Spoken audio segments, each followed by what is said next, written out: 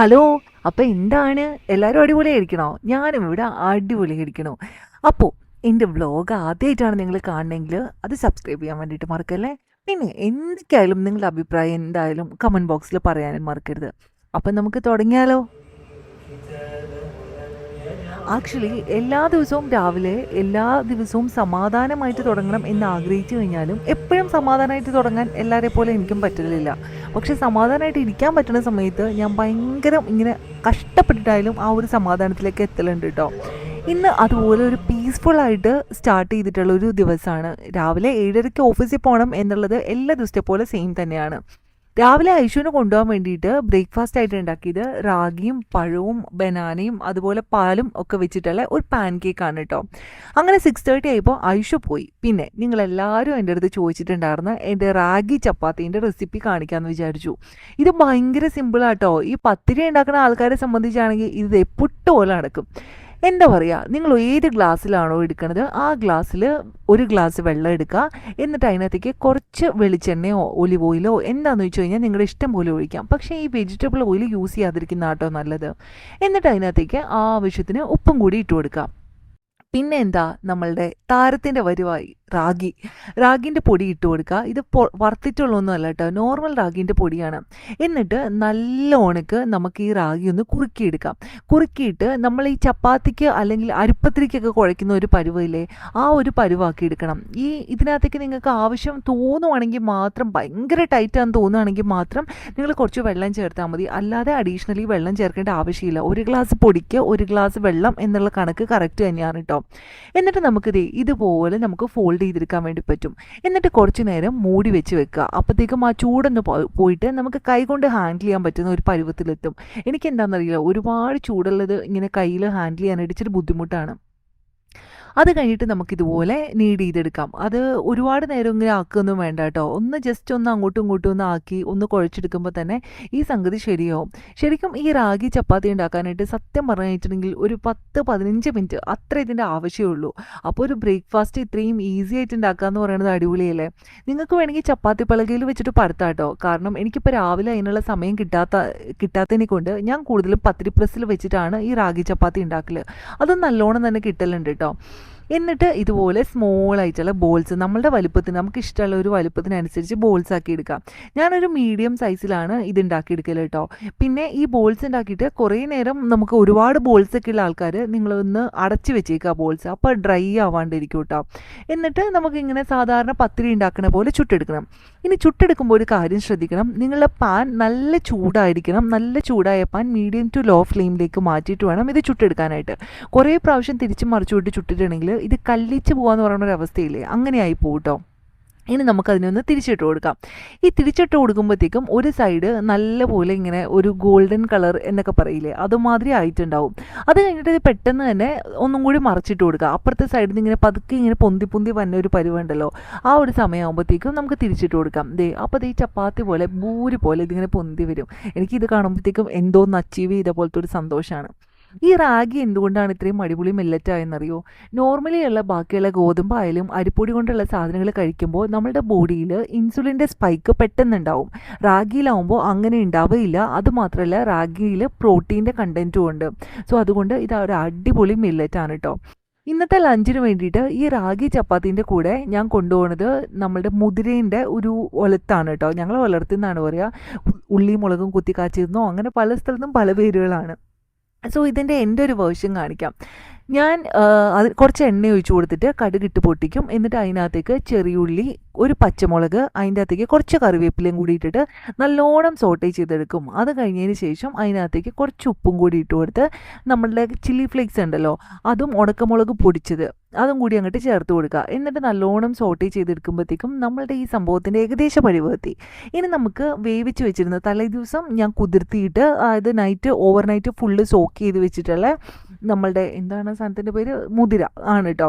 എന്നിട്ട് അത് എടുത്തിട്ട് നമ്മളുടെ ഇതിനകത്തേക്ക് ഇട്ട് മിക്സ് ചെയ്തിട്ട് കുറച്ച് വെള്ളം കൂടി ഒഴിച്ചിട്ട് ഞാൻ അടച്ച് വെച്ച് ഒന്ന് വേവിക്കും. അപ്പോഴത്തേക്കും ഈ ഉപ്പും മുളകും എല്ലാം പിടിച്ചിട്ടൊന്ന് സെറ്റായിട്ടുണ്ടാവും. എന്നിട്ട് അതിനകത്തേക്ക് കുറച്ച് തേങ്ങയും ഒരു പച്ചമുളകും കൂടി ഇട്ട് കുറച്ച് കറിവേപ്പിലയും കൂടി ഇട്ട് ഒന്ന് മൂടി വെച്ച് ആ തേങ്ങ വേവുന്നവരെ അങ്ങോട്ട് മൂടി വയ്ക്കും. എന്നിട്ട് ആ സംഭവം എടുത്തിട്ടാണ് ഇങ്ങനെ ഒന്ന് ഉലർത്തി ഇളക്കിയെടുക്കും. അങ്ങനെയാണ് ഞാൻ ശരിക്കും പറഞ്ഞു കഴിഞ്ഞിട്ടുണ്ടെങ്കിൽ മുതിരയായാലും ചെറുപയറായാലും കടല ഉലർത്തുന്നതായാലും ഇങ്ങനത്തെ ഒരു ഉലർത്ത് എന്ന് പറയുന്ന എൻ്റെ ഒരു സംഭവത്തിൻ്റെ ബേസിക് റെസിപ്പി ഞാൻ ഇങ്ങനെയാണ് കേട്ടോ ചെയ്യൽ. ഈ മുതിര എന്ന് പറയുന്ന സംഭവത്തിനും ഭയങ്കര ഗുണങ്ങളുണ്ട്, ഭയങ്കര പ്രോട്ടീൻ ഉണ്ട്. അപ്പോൾ അതിനെക്കൊണ്ട് തന്നെ ഇങ്ങനത്തെ സംഭവങ്ങൾ കഴിക്കുമ്പോൾ നമുക്ക് ഒരുപാട് വിശക്കില്ല. ഈ വിശക്കുന്ന ഒരു ടെൻഡൻസി നമുക്ക് വരുമ്പോഴാണ് നമ്മൾ ഏറ്റവും കൂടുതൽ പല പല ഓപ്ഷൻസിലേക്ക് പോകുന്നതും ക്രേവിങ്സും അതും ഇതൊക്കെ നമ്മൾ വലിച്ചു വാരി കഴിക്കണേ. അപ്പോൾ അത് കാരണം കൊണ്ട് ആ ഒരു ഓപ്ഷനിലേക്ക് പോവാതിരിക്കാൻ വേണ്ടിയിട്ട് നമുക്ക് ഇങ്ങനെയുള്ള കുറച്ച് റെസിപ്പീസ് ഹെൽപ്പ് ചെയ്യും കേട്ടോ. അപ്പോൾ ഇതിൻ്റെ കൂടെ ഒരു സാലഡ് എടുക്കുന്നുണ്ടാവും. പിന്നെ ഇന്നലെ ഉണ്ടാക്കിയിട്ടുള്ള ഫിഷ് കറി ഉണ്ട്, അതിൻ്റെ കുറച്ച് ഗ്രേവി എനിക്ക് ബാലൻസ് ഉണ്ടായിരുന്നു, അപ്പോൾ അതും എടുക്കുന്നുണ്ടാവും. അപ്പോൾ ഇത്രയൊക്കെയാണ് ഞാൻ ലഞ്ചിനായിട്ട് കഴിക്കൽ. ഞാൻ എന്താണ് ഒരു ദിവസം കഴിക്കുന്നത്, ഇപ്പം ഞാൻ LCHF ഒന്നും ചെയ്യണില്ല കേട്ടോ. ഇപ്പോൾ ഞാൻ LCHF ചെയ്തിട്ട് ഒരു ബ്രേക്ക് എടുത്തിട്ടാണുള്ളത്. ചിലപ്പോൾ ഞാൻ വീണ്ടും അതിനകത്തേക്ക് തന്നെ തിരിച്ചു വരും. പക്ഷേ ഇപ്പം ഞാൻ ചെയ്യുന്നത് കാലോറി ഡെഫിസിറ്റ് ആണ്.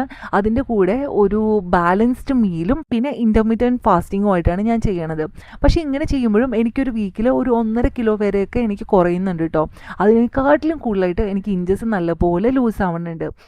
പിന്നെ എന്താ, ഇങ്ങനെ സമാധാനമായിട്ട് രാവിലെ ഒരു ഇച്ചിരി നേരം ഇരിക്കുക എന്ന് പറയുന്നത് എനിക്ക് കിട്ടുന്ന ഏറ്റവും വലിയ ലക്ഷറി ആണെന്നാണ് ഞാൻ വിചാരിക്കുന്നത് കേട്ടോ. കാരണം പല ദിവസങ്ങളും ഓടിപ്പാഞ്ഞ പോലെ സമയം അങ്ങ് പോകും. ചില ദിവസങ്ങളിൽ ഒരുപാട് കാര്യങ്ങൾ ചെയ്യാനുള്ള സമയം കിട്ടുകയും ചെയ്യും. ഇന്നിപ്പോൾ അതുപോലെ ഒരു ദിവസമാണ്. എനിക്ക് കുക്ക് ചെയ്യാൻ വേണ്ടിയിട്ട് ഒരുപാട് സമയം വേണ്ട ആളല്ല.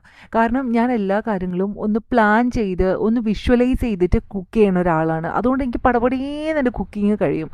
ഒരാഴ്ച ഞാൻ എൻ്റെ വീട്ടിലേക്ക് മേടിക്കുന്ന സാധനങ്ങളെല്ലാം ആ ഒരാഴ്ച എന്തൊക്കെ ഉണ്ടാക്കണം എന്ന് പ്ലാൻ ചെയ്തിട്ടാണ് ഞാൻ വാങ്ങിക്കുക. അപ്പോൾ തിങ്കളാഴ്ച ഇത്, ചൊവ്വാഴ്ച ഇത്, ബുധനാഴ്ച ഇത് എന്നുള്ളത് എനിക്കൊരു ഐഡിയ ഉള്ളതിനെ കൊണ്ട് ഒട്ടും തന്നെ എനിക്ക് ടെൻഷനില്ല എന്തുണ്ടാക്കണം എന്നുള്ളത്.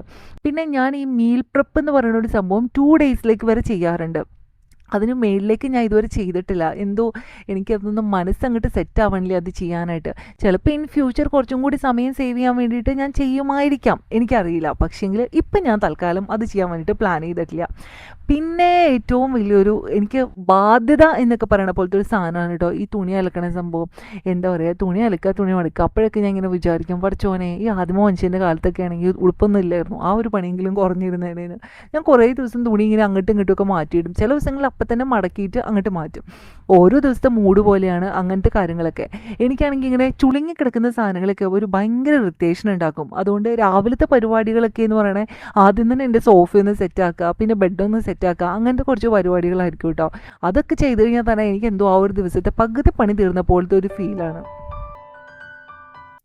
ഈ ഡയറ്റ് എന്ന് പറഞ്ഞിട്ട് നമ്മൾ ഒരിക്കൽ പോലും നമ്മളുടെ വയറ് വിശന്നിരിക്കാനോ അല്ലെങ്കിൽ നമ്മൾ സ്റ്റാർവ് ചെയ്യുന്ന ഒരു അവസ്ഥയിലേക്ക് ഒരിക്കലും നമ്മൾ പോകരുത്. അങ്ങനെ നമ്മൾ വിശന്നിരിക്കുന്ന അവസ്ഥയിലേക്ക് പോയാൽ നമ്മുടെ ബോഡിയിൽ ഫാറ്റ് ഡെപ്പോസിഷൻ ഉണ്ടാവുകയും വീണ്ടും വീണ്ടും നമുക്ക് വെയിറ്റ് ഗെയിൻ ഉണ്ടാവുകയും ചെയ്യും.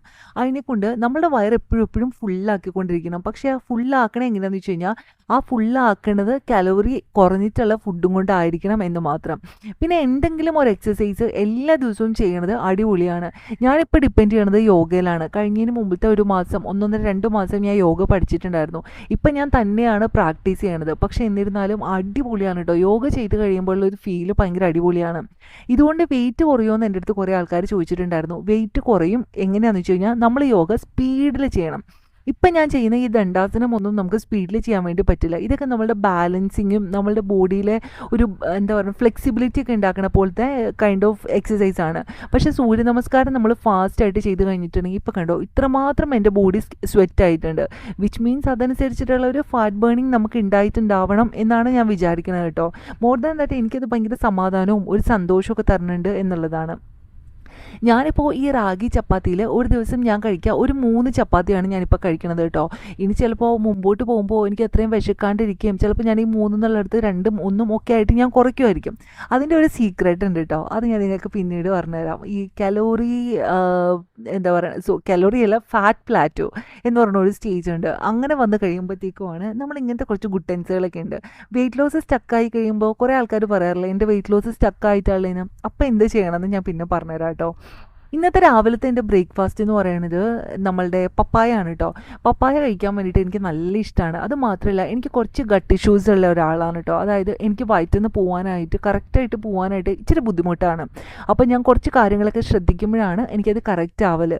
അപ്പോൾ അതിനെക്കൊണ്ട് രാവിലത്തെ എൻ്റെ ഫസ്റ്റ് ഫുഡ് എന്ന് പറയുന്നത് ഒരു 750 ml ഒരു ഗ്ലാസ്സിൽ എന്തെങ്കിലും ചൂടുവെള്ളം. ആ ചൂടുവെള്ളത്തിൽ ഞാൻ ഓരോ സാധനങ്ങൾ ഇട്ടിട്ടാണ് കുടിക്കുക. അതിനെ പറ്റിയിട്ട് ഞാൻ ഉറപ്പായിട്ടും ഒരു വീഡിയോ ചെയ്ത് നിങ്ങൾക്ക് കാണിച്ചു തരാം കേട്ടോ. അതൊക്കെ വെയിറ്റ് ലോസിന് സപ്പോർട്ട് ചെയ്യാറുണ്ട്. മെറ്റബോളിസത്തിനെ സപ്പോർട്ട് ചെയ്യുന്നു എന്ന് പറയണമായിരിക്കും കറക്റ്റ് ആയിട്ടുള്ളൊരു വേർഡ്. ഇത് 2 പ്രോട്ടീൻ ബ്രെഡാണ്. ആ പ്രോട്ടീൻ ബ്രെഡിൽ നട്ട്സും സീഡ്സും എല്ലാം ഉണ്ട്. അപ്പോൾ അതിനകത്ത് ഒരു മുട്ട സ്ക്രാമ്പിൾ ചെയ്ത് വെച്ചിട്ടുള്ളതാണ്. അതിൻ്റെ ഹാഫ് പോർഷൻ ഞാൻ കഴിക്കും കേട്ടോ. പിന്നെ ആ ഹാഫ് സ്വീറ്റ് പൊട്ടറ്റോ, ഹാഫ് ഏത്തപ്പഴം പുഴുങ്ങിയത്, അതിൻ്റെ കൂടെ ഈ ബനാനയും ബനാനയല്ലല്ലോ, എന്താണ് കിട്ടാത്തത്, മുട്ട സ്ക്രാമ്പിൾ ചെയ്തതും ബ്രെഡും അതിൻ്റെ ഹാഫ് പോർഷനായി ഞാൻ കഴിക്കുള്ളൂ കേട്ടോ. ഉച്ചക്കത്തേക്ക് സാലഡും അതിൻ്റെ കൂടെ തന്നെ 2 ചപ്പാത്തി, നമ്മളുടെ മുതിര ഉപ്പേരി, പിന്നെ ഇന്നലത്തെ ഫിഷ് കറീൻ്റെ ചാറ്. അപ്പോൾ ഇത്രയാണ് ഇന്നത്തെ ഒരു ദിവസത്തെ എൻ്റെ ഫുൾ ഫുഡ് എന്ന് പറയുന്നത്. ഇൻ ബിറ്റ്വീൻ ഞാനൊരു ഹാൻഡ് ഫുൾ ഓഫ് നട്ട്സും സീഡ്സും കഴിക്കും. സീഡ്സ് എന്ന് പറയുമ്പോൾ സൺഫ്ലവർ സീഡ് ഉണ്ട്, പംകിൻ സീഡ് ഉണ്ട്, പിന്നെ കഴിക്കുന്നത് ആൽമണ്ട്സും കുറച്ച് വാൾനട്ട്സും ആണ്. വേറൊന്നും ഞാൻ കഴിക്കലില്ല കേട്ടോ. അപ്പോൾ ഇതിൻ്റെ കൂടെ ഏകദേശം 3-3.5 ലിറ്റർ വെള്ളം ഞാൻ എക്സ്ട്രാ ആയിട്ട് കുടിക്കും. രാവിലെയും വൈകുന്നേരവും ഓരോ ഗ്രീൻ ടീ വെച്ചിട്ടെടുക്കും. അപ്പോൾ ഇതാണ് എൻ്റെ കംപ്ലീറ്റ് ഒരു ദിവസത്തെ ഇൻ്റർമിറ്റൻറ്റ് ഫാസ്റ്റിങ്ങിൻ്റെ അല്ലെങ്കിൽ ഒരു ബാലൻസ്ഡ് ഡയറ്റ് ഞാൻ ഫോളോ ചെയ്യുമ്പോൾ ഞാൻ കഴിക്കുന്ന ഒരു മീൽ എന്ന് പറയുന്നത്. പിന്നെ എന്താ, റെഡി ആവുക, ഓഫീസിൽ പോകാന്നുള്ളതാണ് കേട്ടോ. സത്യം പറഞ്ഞു കഴിഞ്ഞാൽ നമ്മൾ നല്ലോണം എക്സസൈസ് ചെയ്ത് നമ്മളുടെ ഡയറ്റ് ഒന്ന് ക്ലിയർ ആകുമ്പോൾ തന്നെ നമ്മുടെ സ്കിന്നൊക്കെ ക്ലീൻ ആയിട്ട് വന്ന പോലെ ഫീൽ ചെയ്യും കേട്ടോ. കാരണം ചില സമയത്ത് എനിക്ക് എൻ്റെ ഫേസൊക്കെ വല്ലാണ്ട് മൂടി കിട്ടിയ പോലെ തോന്നും ഞാൻ ഈ വെയിറ്റ് ഗെയിൻ ചെയ്യണ സമയത്ത്. കഴുത്തിലൊക്കെ സ്കിൻ ടാഗ്സ് ഒക്കെ വരുന്നത് ഞാൻ കണ്ടിട്ടുണ്ട്. അതുപോലെ കഴുത്തൊക്കെ ഒരു ഡാർക്ക് ഷെയ്ഡിലേക്ക് മാറുന്നതൊക്കെ ഞാൻ ശ്രദ്ധിച്ചിട്ടുണ്ട്. അപ്പോൾ എനിക്ക് ശരിക്കും പറഞ്ഞു കഴിഞ്ഞിട്ടുണ്ടെങ്കിൽ ഈ വെയിറ്റ് ലോസ് ചെയ്യുമ്പോൾ, എക്സസൈസ് ചെയ്യുമ്പോഴൊക്കെ, അല്ലെങ്കിൽ നല്ല ഫുഡുകൾ ഇങ്ങനെ കഴിക്കുമ്പോൾ ശരിക്കും പറഞ്ഞു കഴിഞ്ഞിട്ടുണ്ടെങ്കിൽ ഭയങ്കരമായിട്ടൊരു സ്കിന്നിനൊക്കെ ഒത്തിരി മാറ്റം ഉള്ളതുപോലെ എനിക്ക് ഫീൽ ചെയ്യാറുണ്ട്. എനിക്ക് ഒരുപാട് വെളുത്ത സ്കിൻ വേണമെന്നില്ല. എൻ്റെ സ്കിൻ എന്താണോ ആ സ്കിൻ കുറച്ചും കൂടി ഹെൽത്തി ആയിട്ട് ഇരിക്കുക എന്നുള്ളതാണ് ഞാൻ എപ്പോഴും ആഗ്രഹിക്കുന്ന കാര്യം കേട്ടോ. അപ്പോൾ എൻ്റെ മോർണിംഗിലെ പരിപാടികളൊക്കെ കഴിഞ്ഞു. ഈ കണ്ണെഴുതുക എന്നുള്ള പരിപാടി എനിക്ക് ഭയങ്കര ഇഷ്ടമാണ്. പക്ഷേങ്കിൽ ചെയ്ത് കഴിഞ്ഞിട്ടുണ്ടെങ്കിൽ ഉച്ചയ്ക്ക് നിസ്കരിക്കുകയൊക്കെ ചെയ്യുമ്പോഴത്തേക്കും ഫുള്ള് അങ്ങോട്ട് എന്താ പറയുക, പ്രാന്തിനെ പോലെയാവും, കണ്ണൊക്കെ ഫുള്ള് കരി ആയിട്ട് എന്തോ മതിയോ. പിന്നെ നമ്മൾ ആൾക്കാരെയൊക്കെ മീറ്റ് ചെയ്യേണ്ടതാണല്ലോ. പിന്നെ ഞാൻ എപ്പോഴും പ്രിഫർ ചെയ്യൽ കുറച്ച് ലൂസായിട്ട് ഡ്രസ്സ് ഇടാൻ വേണ്ടിയിട്ടാണ് കേട്ടോ. അപ്പോൾ എന്തുകൊണ്ടോ എനിക്കത് ഭയങ്കര കംഫർട്ടബിൾ ആണ്. പിന്നെ എനിക്കൊരു കൈൻഡ് ഓഫ് പാറ്റേൺ ഉണ്ട് ഒരു ഡ്രസ്സിന്. അല്ല കഴിഞ്ഞിട്ട് ഞാൻ എല്ലാ കൈൻഡ് ഓഫ് ഡ്രസ്സും ഇടുന്ന ആളോ അല്ലെങ്കിൽ പരീക്ഷിക്കുന്ന ആളോ അല്ല. അപ്പോൾ ഇതിനൊരു കാര്യമുണ്ട് കേട്ടോ. നമ്മളുടെ ഡ്രസ്സിങ് എപ്പോഴും നമ്മളുടെ ക്യാരക്ടറായിട്ടും നമ്മൾ ചെയ്യുന്ന ജോബായിട്ടും അലൈൻ ആവണം എന്നുള്ളതാണ് ശരിക്കും പറഞ്ഞാൽ ഈ ഒരു ഡ്രസ് കോഡിൻ്റെ ഒരു സയൻറ്റിഫിക് ആയിട്ടുള്ള ഒരു മെത്തേഡ് എന്ന് എനിക്ക് തോന്നുന്നുണ്ട്.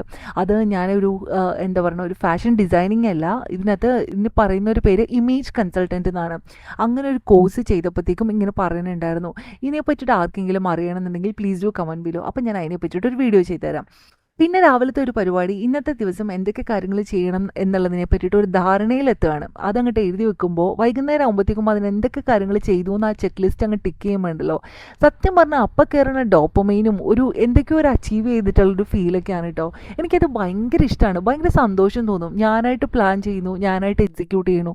ശരിക്കും പറഞ്ഞാൽ ഓരോ കാര്യങ്ങൾ എക്സിക്യൂട്ട് ചെയ്യാൻ വേണ്ടിയിട്ട് ഭയങ്കര എളുപ്പമാണ്. അത് പ്ലാൻ ചെയ്യാനാണ് ഏറ്റവും കൂടുതൽ സമയം വേണ്ടതെന്ന് എനിക്ക് തോന്നണേ. ഈ ഒരു 7:30 ടു രാത്രി 8:30 വന്ന് കാരണം എന്നെക്കൊണ്ട് ഇത്രയൊക്കെ ചെയ്യാൻ പറ്റുമെങ്കിൽ ശരിക്കും ഇന്ത്യയിലാണെങ്കിലും യൂറോപ്യൻ രാജ്യങ്ങളിലാണെങ്കിലും ഇത്രത്തോളം ട്രാഫിക്കിൻ്റെ ഇഷ്യൂസ് ഇല്ല, വർക്കിംഗ് അവേഴ്സ് ഇത്രയും ലോങ് അല്ല. അപ്പോൾ നിങ്ങളെക്കൊണ്ടൊക്കെ അടിപൊളിയായിട്ട് നിങ്ങളുടെ ലൈഫ് ഇങ്ങനെ അടിപൊളിയാക്കി കൊണ്ടുപോകാൻ പറ്റും എന്നാണ് എനിക്ക് തോന്നണേ. ശരിക്കും നമ്മളുടെ കുട്ടികളെയും കൂടി ഇതിൻ്റെ കൂടെ എനേബിൾ ആക്കാൻ കേട്ടോ. നമ്മളെ കണ്ടിട്ടാണല്ലോ അവർ പഠിക്കുന്ന ഓരോ കാര്യങ്ങളും. ഇപ്പം തന്നെ ഐഷുവിനറിയാം എനിക്ക് വീട് മെസ്സായി കിടന്നു കഴിഞ്ഞാൽ സങ്കടമാണ്, അല്ലെങ്കിൽ എനിക്ക് വിഷമാണെന്നറിയാം. അപ്പോൾ അവളും അതിനെ കുറേയൊക്കെ സപ്പോർട്ട് ചെയ്യാറുണ്ട്. അതൊക്കെ ഒന്ന് നീറ്റാക്കി വെക്കാൻ, അല്ലെങ്കിൽ അവളുടെ കാര്യങ്ങൾ കുറേയൊക്കെ ചെയ്യാനൊക്കെ വേണ്ടിയിട്ട്. അതിനൊക്കെ ശരിക്കും പറഞ്ഞാൽ ആദ്യം പഠിപ്പിക്കുമ്പോൾ കുറേ എഫേർട്ട് വേണം കേട്ടോ. നമ്മൾ കുറേ ക്ഷമയോട് കൂടിയിട്ട് പല പ്രാവശ്യം അവർക്ക് പറഞ്ഞു കൊടുക്കേണ്ടിയൊക്കെ വരും. പക്ഷെ വൺസ് നമുക്കത് പറഞ്ഞു കൊടുത്തു കഴിഞ്ഞിട്ടുണ്ടെങ്കിൽ അവരതുമായിട്ട് അങ്ങോട്ട് അടിപൊളിയാവും. പിന്നെ അവർ നമ്മളെക്കാട്ടിലും ഈസി ആയിട്ട് ആ കാര്യങ്ങളൊക്കെ ചെയ്തു തുടങ്ങും. അപ്പോഴാണ് നമുക്ക് ശരിക്കും പറഞ്ഞാൽ കുറേ സമയമൊക്കെ കിട്ടുക നമ്മളുടെ കാര്യങ്ങൾ ചെയ്യാനും ഒക്കെ ആയിട്ട്. 7:30 വരെ ഞാനിങ്ങനെ നോക്കിയിരിക്കും കേട്ടോ. കറക്റ്റ് 7:30ക്കാണ് ഞാൻ വീട്ടിൽ നിന്ന് ഇറങ്ങുള്ളൂ. 7:30, 7:40 അതാണ് എൻ്റെ ഒരു ടൈം എന്ന് പറയുന്നത്. അപ്പോൾ അതിന് മുമ്പ് എനിക്ക് ഇച്ചിരി സമയം കിട്ടിയപ്പോഴത്തേക്കും വാഷ് ചെയ്യാനിട്ട് ക്ലോത്ത്സ് ഉണ്ടായിരുന്നു. യൂഷ്വലി അതിന് രാവിലെ സമയം കിട്ടിയില്ലെങ്കിൽ ഞാൻ ഈവനിങ്ങേ എടുത്ത് വിരിക്കാറുള്ളൂ. ഇന്നിപ്പോൾ സമയം കിട്ടിക്കഴിഞ്ഞപ്പോഴത്തേക്കും ഓടിപ്പോയിട്ട് അതും കൂടി അങ്ങ് ചെയ്യുകയാണ്. ഇതായിരിക്കും ഇന്നത്തെ ദിവസത്തെ രാവിലെ ചെയ്യണ ലാസ്റ്റ് പണി എന്ന് പറയുന്നത്. പിന്നെ ഇനിയിപ്പോൾ പെട്ടെന്ന് തന്നെ സാധനങ്ങളെല്ലാം എടുത്ത് ഓടുക എന്നുള്ളതായിരിക്കും കേട്ടോ. ശരിക്കും ഓഫീസിലാണെങ്കിൽ കൂടിയും എനിക്ക് ഓരോ ടാസ്കിനും ഞാൻ സമയം വെക്കാറുണ്ട്. അല്ലാണ്ട് എനിക്ക് ശരിക്കും പറഞ്ഞാൽ കംപ്ലീറ്റ് ചെയ്യാൻ വേണ്ടിയിട്ട് ഭയങ്കര ബുദ്ധിമുട്ടാണ്. എനിക്ക് ഒരു ഐഡിയ ഉണ്ടാവാത്ത പോലെ എന്തായിരിക്കും ഇത് മനസ്സിൽ കാൽക്കുലേറ്റ് ചെയ്ത് ഒരു ലിമിറ്റ് കൂടുതൽ നമുക്ക് ചെയ്യാൻ വേണ്ടി പറ്റില്ല. പിന്നെ നമ്മൾ പല കാര്യത്തിനകത്തും എൻഗേജ്ഡ് ആകുമ്പോൾ എല്ലാ കാര്യങ്ങളും ചെയ്തു എന്ന് നമുക്കൊട്ട് ഉറപ്പിക്കാനും പറ്റില്ല. കഴിഞ്ഞ ദിവസം ഞാൻ ട്രെൻഡിയോളിൽ നിന്ന് ഒരു സാധനം വാങ്ങിച്ചിട്ടുണ്ടായിരുന്നു. അതിൻ്റെ റിട്ടേൺ ഉണ്ടായിരുന്നു. അപ്പോൾ ആ സാധനങ്ങളെല്ലാം പറക്കി എടുത്തിട്ടുണ്ട്. ഇന്ന് രാവിലെ ട്രാഫിക് അത്രമാത്രം അങ്ങോട്ട് കാര്യമായിട്ടില്ലെങ്കിൽ കൂടിയും എന്നാലും ട്രാഫിക് ഉണ്ടായിരുന്നു. അപ്പോൾ ഈ ട്രാഫിക്കിൽ ഇരുന്നിട്ടാണ് നമ്മളുടെ എല്ലാ വളവള വർത്താനങ്ങളും അതുപോലെ ബ്രേക്ക്ഫാസ്റ്റ് കഴിക്കലും ഒക്കെ. കാരണം ഓഫീസിൽ ചെല്ലുമ്പോൾ ചില സമയത്ത് ഇച്ചിരി ട്രാഫിക് എങ്ങാനും വന്നു കഴിഞ്ഞാൽ തന്നെ 8:45, 9 ഒക്കെ ആവും. പിന്നെ ആകെ കൂടെ ചമ്മലാണ്. പിന്നെ എഴുന്നേറ്റ് പോയി നമ്മൾ ഫുഡൊക്കെ കഴിക്കുമ്പോൾ. അങ്ങനെ ഈവനിങ് ആയി, കാര്യങ്ങളൊക്കെ കഴിഞ്ഞു. ഓഫീസ് കഴിഞ്ഞ് തിരിച്ച് വീട്ടിലേക്ക് എത്തി. ഇനിയിപ്പോൾ വീട്ടിലെ കുറേ പരിപാടികളുണ്ട് കേട്ടോ. ശരിക്കും പറഞ്ഞു കഴിഞ്ഞിട്ടുണ്ടെങ്കിൽ ഞാൻ ഇന്ന് വന്നതിന് ശേഷം അവിടെ ഇവിടെ ഇരുന്ന കുറേ സാധനങ്ങൾ എടുത്ത് പുറത്തേക്ക് വലിച്ചിട്ടിട്ടുണ്ട്. അതുകൊണ്ടാണ് ഇപ്പോൾ ശരിക്കും പറഞ്ഞു കഴിഞ്ഞിട്ടുണ്ടെങ്കിൽ വീട് ഇപ്പോൾ ഇത്രയും ഒരു മെസ്സായിട്ട് കിടക്കണേ. എനിക്കൊന്നും കൂടി ഒന്ന് ക്ലീൻ ചെയ്യണം എന്നൊരു തോന്നലായിരുന്നു വൈകുന്നേരം വന്നപ്പോൾ. അങ്ങനെ എല്ലാ സാധനങ്ങളും ഓരോന്നും പറക്കി അതിൻ്റേതായ സ്ഥാനത്ത് വെക്കുകയാണ് കേട്ടോ. സോ ഈ സാധനങ്ങളൊക്കെ ശരിക്കും പറഞ്ഞാൽ കഴിഞ്ഞ ദിവസം പുറത്തു പോയപ്പോഴത്തേക്കും അവിടെ ഇവിടെയൊക്കെ ആയിട്ട് ഞാൻ ഒതുക്കി വെച്ചിരുന്നതാണ്. അപ്പോൾ അതിൻ്റെ യഥാസ്ഥാനത്തിലേക്ക് വെക്കുമ്പോഴത്തേക്കും എന്തായാലും കുറച്ച് സമയവും കാര്യങ്ങളൊക്കെ വേണം. അങ്ങനെയൊക്കെ തന്നെ ആയിരിക്കും എല്ലാവരുടെയും അടുത്തും അല്ലേ. എൻ്റെ അടുത്ത് ഏകദേശം ഇങ്ങനെയൊക്കെ തന്നെയാണ് കാര്യങ്ങൾ. പിന്നെ എന്താടോ പറയാൻ, ഈവനിങ് ആയാലും വന്നു കഴിഞ്ഞിട്ടുണ്ടെങ്കിൽ ശരിക്കും പറഞ്ഞാൽ നിറയെ പണികളുണ്ടാവും കേട്ടോ. പക്ഷേ ഈ ക്ലീനിങ് എല്ലാ ദിവസമൊന്നും ഞാൻ ചെയ്യാറില്ല. ഞാനൊരു ഓൾട്ടർനേറ്റീവ് ഡേയ്സിൽ അല്ലെങ്കിൽ 2 ദിവസം കൂടുമ്പോൾ മാത്രമാണ് ഞാൻ ക്ലീൻ ചെയ്യാറുള്ളൂ. അത്രയ്ക്കൊക്കെ തന്നെ വീട് മെസ്സാവലുള്ളൂ കേട്ടോ. കാരണം അല്ലെങ്കിൽ പിന്നെ ഐഷു മെസ്സാക്കണം. ഐഷു ഇപ്പോൾ മെസ്സാക്കൽ കുറച്ച് കുറവാണ്. കാരണം ഞാൻ അവളുടെ അടുത്ത് പറയും, മമ്മ മാത്രമല്ലേ ഉള്ളൂ ഇതൊക്കെ ചെയ്യാനായിട്ട്, അപ്പോൾ ഐഷു ഒന്ന് സപ്പോർട്ട് ചെയ്യുന്നേ, ഹെൽപ്പ് ചെയ്യുന്നേ എന്നൊക്കെ പറയുമ്പോഴത്തേക്കും പുള്ളിക്കാരി അതുമായിട്ട് കുറച്ചും കൂടി അഡാപ്റ്റഡ് ആണ്. അപ്പോൾ അതിനെക്കൊണ്ട് ഈസിയാണ് കാര്യങ്ങളൊക്കെ ഹാൻഡിൽ ചെയ്യാൻ വേണ്ടിയിട്ട്. പിന്നെ ഈ ബാൽക്കണി എന്ന് പറയുന്ന സാധനമാണ് ഏറ്റവും വലിയ കുരിശ്. ഞാൻ ഇതിന് മുമ്പ് നിന്ന ഫ്ലാറ്റിലൊന്നും എല്ലാറ്റിലും ബാൽക്കണി ഉണ്ടായിരുന്നില്ല കേട്ടോ. പക്ഷേ ഈ ഫ്ലാറ്റിൽ ബാൽക്കണി ഉണ്ട്. അത് ഒരു സൈഡിൽ കൂടെ പറഞ്ഞു കഴിഞ്ഞിട്ടുണ്ടെങ്കിൽ തുണിയൊക്കെ വിരിക്കാനൊക്കെ ആയിട്ട് അനുഗ്രഹമാണ്. പക്ഷേങ്കിൽ വേറൊരു സൈഡിൽ പറഞ്ഞു കഴിഞ്ഞിട്ടുണ്ടെങ്കിൽ നിറയെ പ്രാവ് വരും. എസ്പെഷ്യലി വിൻ്റർ ആകുമ്പോഴത്തേക്കും നിറയെ പ്രാവ് വന്നിട്ട് ആകെ കൂടെ കച്ചറയാക്കും. രാവിലെ പോയപ്പോൾ ഇന്ന് ഒരു പ്രശ്നം ഉണ്ടാവാതിരുന്ന എൻ്റെ ബാൽക്കണി ആയിരുന്നു. വൈകുന്നേരം വന്നപ്പോഴത്തേക്കും നല്ല കാറ്റുണ്ടായിരുന്നു ഇന്നത്തെ ദിവസം. അതിനെക്കൊണ്ട് നല്ല മെസ്സായിട്ടുണ്ട്. തനിക്കൊരു പണിയില്ലല്ലോ, എന്നാൽ കുറച്ച് പണി ഇരിക്കട്ടെ എന്നൊക്കെ പറഞ്ഞതുപോലെ പ്രാവ് വന്നിട്ട് പണി തന്ന പോലെ എനിക്ക് ഫീൽ ചെയ്യണേ. ഇനി ഇതെല്ലാം അടിച്ചു വാരാണ്ട് നമുക്ക് അവിടെ നിന്നിട്ട് തുണി വിരിക്കാനോ കാര്യങ്ങൾക്കോ ഒന്നും പറ്റില്ല. പക്ഷെ വെതർ അടിപൊളിയാവുന്നുണ്ട് കേട്ടോ. നല്ല തണുപ്പിലേക്ക് ഇങ്ങനെ പതുക്കെ പതുക്കെ വന്നുകൊണ്ടിരിക്കുന്നുണ്ട്. അപ്പോൾ അതിനെക്കൊണ്ട് നല്ല രസമാണ് ഈ ഒരു സമയം എന്ന് പറയുന്നത്. പിന്നെ ഇന്ന് ചെയ്ത എക്സസൈസ് എന്ന് പറയുന്നതിൻ്റെ കൂട്ടത്തിൽ ഒരു കാര്യം കൂടി പറയാനുണ്ട്. നമ്മൾ ഉച്ചയ്ക്ക് ആണ് ഏറ്റവും കൂടുതൽ ഹെവി മീൽ ഞാൻ കഴിക്കുക. രാവിലെ ബ്രേക്ക്ഫാസ്റ്റിൻ്റെ കൂടെ ഈ എന്താ പറയുക പപ്പായ കഴിക്കുന്നതിനെ കൊണ്ട് ഒരു ഹെവി മീൽ കഴിക്കണ പോലത്തെ ഒരു ഇതില്ല എനിക്ക്. അപ്പോൾ ഞാൻ കഴിക്കൽ ആ പപ്പായ ഞാൻ എടുത്തതിൻ്റെ ഒരു ഹാഫ് പോർഷനാണ് എനിക്ക് കഴിക്കൽ. ഇത് ഞങ്ങൾ 2 പേർക്ക് കൂടിയിട്ടുള്ള ബ്രേക്ക്ഫാസ്റ്റാണ് നിങ്ങൾ കണ്ടത് ശരിക്കും പറഞ്ഞാൽ. അപ്പോൾ ഞാൻ കഴിക്കുന്നത് അത്ര ആയതിനെ കൊണ്ട് എനിക്ക് ഓഫീസിൽ ചെല്ലുമ്പോഴത്തേക്കും അതങ്ങോട്ട് ഡൈജസ്റ്റായി വയറ് ഓക്കെ ആയിട്ടുണ്ടാവും. പക്ഷെ ഉച്ചയ്ക്ക് ഭയങ്കര ഹെവി ആയിട്ടുള്ള ഫീലാണുള്ളത്. കാരണം ഇപ്പോൾ ഫുഡ് കുറച്ച് കഴിക്കുന്നതിനെ കൊണ്ട്. അതുകൊണ്ട് എല്ലാം കഴിഞ്ഞിട്ട് ഏകദേശം ഒരു 20 മിനിറ്റ്സ് എങ്കിലും എൻ്റെ ഓഫീസിൻ്റെ പ്രിമൈസിൽ തന്നെ ഞാൻ നടക്കാൻ പോകും കേട്ടോ.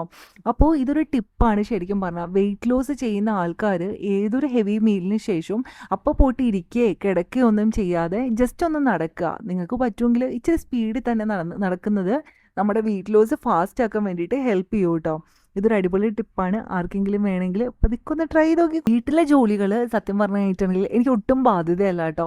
കാര്യം എന്താണെന്ന് വെച്ച് കഴിഞ്ഞാൽ ഞാൻ എൻ്റെ ഒരു ഏർലി ചൈൽഡ്ഹുഡിൽ തന്നെ ഒരുപാട് പണികൾ ചെയ്ത് ശീലിച്ച ഒരാളാണ്. കാരണം എൻ്റെ എനിക്ക് തോന്നുന്നു ഞാനൊരു 6th-ലോ 7th-ലോ ആയിട്ട് പഠിക്കുമ്പോഴാണ് എനിക്ക് അനിയത്തി ഉണ്ടാവുന്നത്.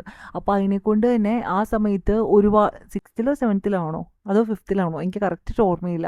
പക്ഷേ എനിക്ക് നല്ല എന്താ പറയണേ വലിയതും അല്ല ചെറുതും അല്ലാത്തൊരു പ്രായത്തിൽ നല്ല ഓർമ്മയുള്ളപ്പോഴാണ് എനിക്ക് എൻ്റെ അനിയത്തി ഉണ്ടാവണേ. അപ്പോൾ അതിനെക്കൊണ്ട് ആ സമയത്ത് തൊട്ട് ഓരോ കാര്യങ്ങളിനകത്ത് ഞാൻ കുറേയൊക്കെ ഇൻഡിപെൻഡൻ്റ് ആയിരുന്നു. പിന്നെ ഞങ്ങൾ തന്നെ താമസിക്കുന്നതിനെ കൊണ്ട് തന്നെ കുറേ ജോലികൾ എൻ്റെ വീട്ടിൽ എനിക്ക് ചെയ്യാനായിട്ട് നിർബന്ധപൂർവ്വം ഞാൻ ചെയ്യേണ്ടി വന്നിട്ടുണ്ട്.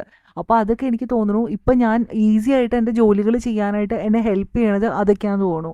ഈവൻ എൻ്റെ ഓഫീസിലാണെങ്കിലും എൻ്റെ ഫ്രണ്ട്സൊക്കെ എൻ്റെ അടുത്ത് പറയും ഇതൊക്കെ എങ്ങനെയാണ് നീ ചെയ്യണേ എന്നൊരു അടുത്ത് ചോദിക്കാറുണ്ട്. പക്ഷേ എനിക്കതൊരു പണിയായിട്ട് ഫീൽ ചെയ്യലില്ല ഒരുപാട്. ഇത് നമ്മൾ ഭക്ഷണം കഴിക്കുന്ന പോലെ അല്ലെങ്കിൽ നമ്മൾ കുളിക്കുന്ന പോലെ മാത്രമാണ് വീട്ടിലെ അടുക്കിപ്പറക്കലായാലും ഒതുക്കലായാലും ഫുഡ് ഉണ്ടാക്കലായാലും ഒക്കെ എനിക്ക് ഫീൽ ചെയ്യണുള്ളൂ. പിന്നെ ഇതൊക്കെ നമ്മളൊന്ന് പ്ലാൻ ചെയ്ത് ചെയ്യുകയാണെങ്കിൽ നമുക്കിതൊന്നും ഭയങ്കര ബേർഡനായിട്ട് ഫീൽ ചെയ്യില്ല. പിന്നെ ഒരു കാര്യം, നമ്മളുടെ എന്തെങ്കിലും വരുന്നൊരു ഗസ്റ്റിന് വേണ്ടിയിട്ട് നമ്മുടെ വീടൊക്കെ എപ്പോഴും അടിപൊളിയാക്കി ഇടുക എന്നുള്ള ആ ഒരു കൺസെപ്റ്റ് എനിക്കില്ല. ഞാനെപ്പോഴും എനിക്ക് കൺവീനിയൻ്റ് ആയിട്ടുള്ള രീതിയിൽ ചെയ്യാൻ പറ്റുന്ന കാര്യങ്ങളൊക്കെ ചെയ്യുക എന്നുള്ളതാണ്. പിന്നെ എനിക്ക് ഇഷ്ടമുള്ളൊരു കാര്യമാണ് ഈവനിങ്ങിലെ സ്കിൻ കെയർ കേട്ടോ. എനിക്ക് ഒത്തിരി സ്കിൻ കെയർ ഒന്നും ചെയ്യാനൊന്നും അറിയണ ഒരാളല്ല. പക്ഷേ എന്നിരുന്നു കഴിഞ്ഞാലും ഈവനിങ്ങിൽ കുളിച്ചെല്ലാം ഫ്രഷ് ആയിട്ടൊക്കെ വന്നു കഴിയുമ്പോഴത്തേക്കും എന്തെങ്കിലുമൊക്കെ എനിക്ക് ചെയ്യാൻ വേണ്ടിയിട്ട് ഇഷ്ടമാണ് കേട്ടോ. അത് എന്താ പറയുക, ബ്രൈറ്റൻ ചെയ്യാനോ അങ്ങനെയൊന്നുമല്ല, പക്ഷേ എങ്കിൽ എനിക്ക് ഭയങ്കര ഒരു എന്താ കോംപ്ലക്സ് ഒന്നുമല്ല, ഭയങ്കര ഇഷ്ടമാണ് ഇങ്ങനെ സ്കിന്നൊക്കെ നന്നാക്കി വെക്കുക, എനിക്ക് എണ്ണ നന്നാക്കി വെക്കുക എന്നുള്ളത് ഭയങ്കര ഇഷ്ടമാണ്. പക്ഷെ ഞാൻ മെൻ്റലി അപ്സെറ്റ് ആകുമ്പോൾ ഞാൻ ഇതൊന്നും ചെയ്യൂല. ഞാൻ ആകെ കൂടെ കിളി പോയൊരവസ്ഥയിലെത്തും ശരിക്കും. അപ്പം എന്നെ കാണുമ്പോൾ ശരിക്കും പറഞ്ഞാൽ എല്ലാവർക്കും മനസ്സിലാവും എനിക്ക് എന്തോ പ്രശ്നമുണ്ട് എന്ന്.